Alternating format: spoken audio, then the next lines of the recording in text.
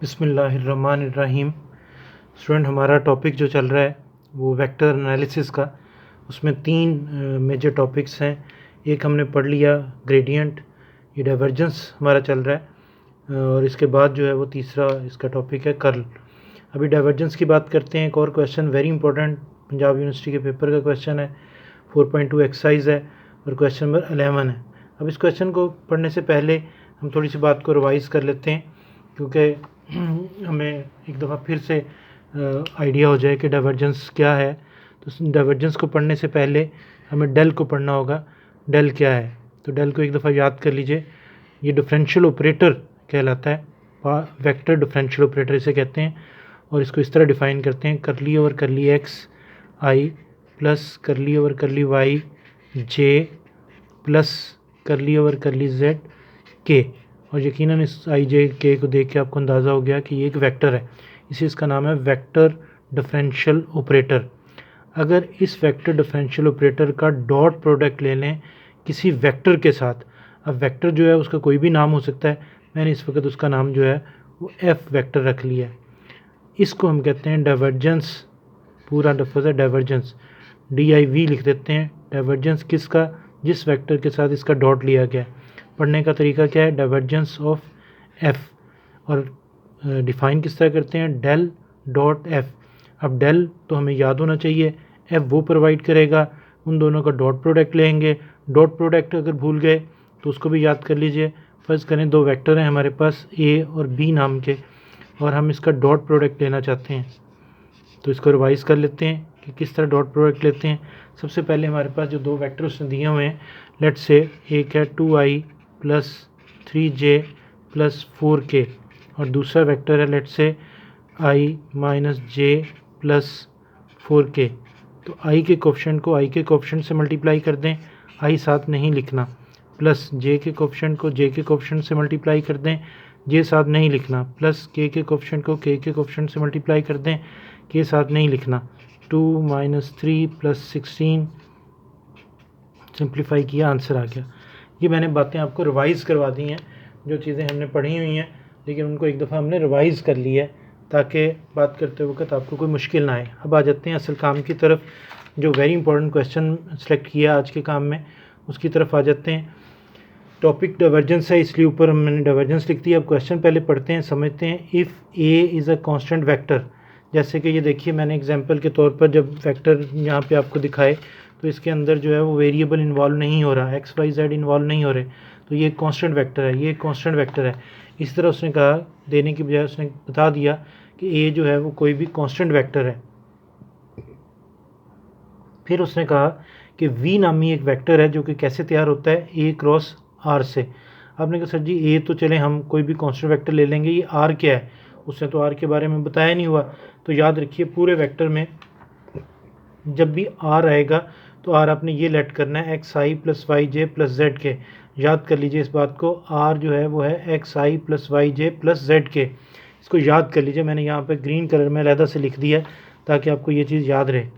पहली दफ़ा are involve हो रहा है तो इसलिए इसे याद कर लेते हैं। आइंदा जब भी आर कभी आएगा तो ये हमें ये जो चीज़ है ये याद होनी चाहिए, फिर उसके मुताबिक जो है वो आप आगे क्वेश्चन को चलाएंगे। अब आ जाते हैं वापस क्वेश्चन की तरफ। तो क्वेश्चन में उसने कहा कि मैं आपको एक वेक्टर दे रहा हूँ, वी उसका नाम है, और वो ए क्रॉस आर से बनाते हैं। आपने जब वी को तैयार करना है तो ए क्रॉस आर से करना है। ए हम कोई भी लेट कर लेंगे, आर हमने याद किया हुआ है, क्रॉस प्रोडक्ट हमने सीखा हुआ है, फिर एक दफ़ा सीख लेंगे, इस तरह वी नामी वेक्टर तैयार हो जाएगा।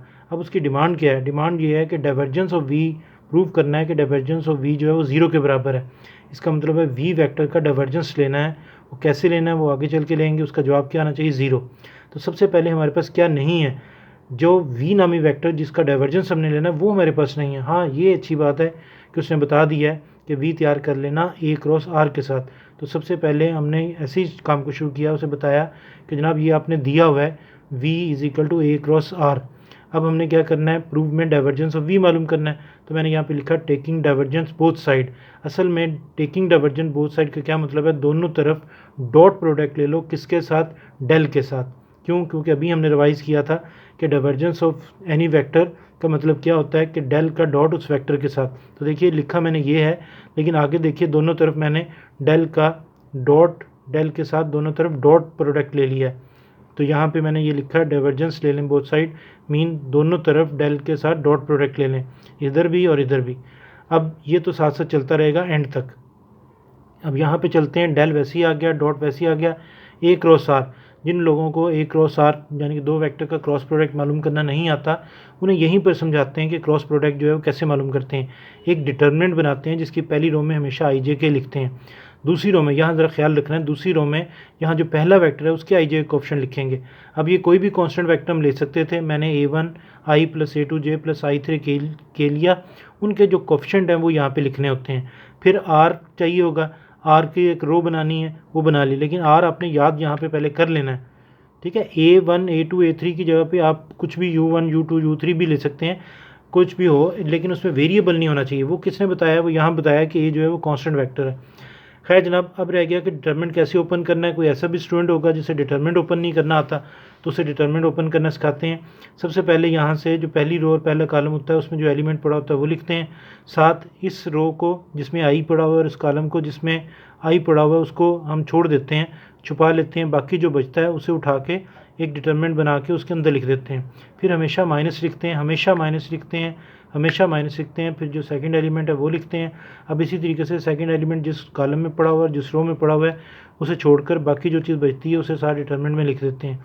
इस तरह आई जे और के लिए यकीनन आप समझ गए होंगे, के लिख के साथ ये कॉलम और ये रो को छोड़कर बाकी जो बचा है वो लिख देते हैं।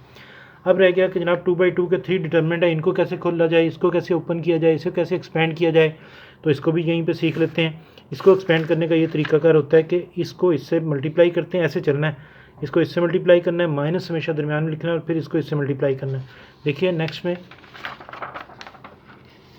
देखिए यहाँ पर, ठीक होगी जी, क्लियर। लो जनाब, इस तरह तीनों डिटरमिनेंट को हमने ओपन कर लिया। डेल डॉट का लफ्ज़ साथ साथ इसके चल रहा है। अब डेल डॉट दिस वेक्टर, ये वेक्टर है, इसका डेल के साथ डॉट लेना है। डेल क्या होता है वो हमने आज रिवाइज़ किया है, हमें याद है। ये डेल नेट डॉट वैसे ही आ गया, ये वेक्टर यहाँ से देख के लिख लेना है। अब इन दोनों का डॉट प्रोडक्ट कैसे लेना है। अब वो स्टूडेंट जो कहते हैं ना मुझे डॉट प्रोडक्ट लेना नहीं आता, तो उनके लिए भी मैंने रिवाइज़ किया था कि आई के कोएफिशिएंट को आई से, जे को जे से और के को के से मल्टीप्लाई कर देते हैं और साथ आई जे के नहीं लिखते। यहाँ पर भी देखिए ऐसा ही होना चाहिए, लेकिन ये याद रखिएगा, ये इसके जो आई का कोएफिशिएंट होगा, आई के कोएफिशिएंट से मल्टीप्लाई नहीं होगा, बल्कि इस सूरत में जब ये डेल यूज़ हो रहा होगा वेक्टर, तो फिर आई के कोएफिशिएंट का जो आई का जो कोएफिशिएंट है वो है करली और करली एक्स, उसको जो इस आई का कोएफिशिएंट है उस पर अप्लाई कर देंगे। मीन इसका partial derivative with respect to X लेंगे। पहले लिख के दिखाएंगे curly over curly X of this plus curly over curly Y this and plus curly over curly Z this, ये लिख के दिखाएंगे। अब इसको इस पर अप्लाई कर देंगे। आम वेक्टर होते, इसीलिए रिवाइज करवाया, आम वेक्टर होते तो उनमें आई जे कोएफिशिएंट को मल्टीप्लाई करते हैं, यहाँ मल्टीप्लाई नहीं करना, यहाँ आपने अप्लाई करना है उसे। अब इसमें एक्स नहीं है, मीन ये कांस्टेंट है, कांस्टेंट की डिफरेंशिएशन जो है वो क्या होती है, ज़ीरो। अब क्योंकि पार्शियल डिफरेंशिएशन है, यकीनन आपको पता है कि अगर उसके अंदर वेरिएबल, क्योंकि यहाँ वेरिएबल एक्स है, वेरिएबल ना हो तो ज़ीरो, यहाँ पे ज़ीरो लिख दिया। इसमें भी देखिए वाई होना चाहिए था, वाई कहीं नहीं है, मीन कांस्टेंट है, इसकी डिफरेंशिएशन क्या होगी, ज़ीरो, इसकी ज़ीरो। इस तरह डाइवर्जेंस ऑफ वी जो साथ साथ पीछे चल रहा है उसका आंसर हमारे पास क्या आ गया, zero. This is the answer. Okay जी, अल्लाह हाफिज़।